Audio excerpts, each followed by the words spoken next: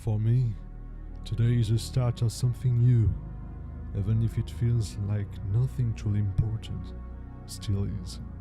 If I never stood up for what I'm willing to do in my life, yet I will not be able to reach the end of the line. I always dream of liberty, contact with others, to feel to be alive, and more than that, to find a goal.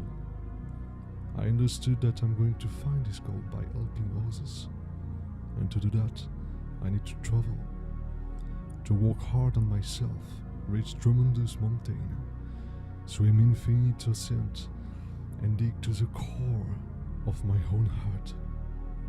Today is truly the beginning of my career, a little step, I confess, but now I can't go back. The deal has been done. Nothing is truly impossible as long as you believe in it and that you got the will to succeed.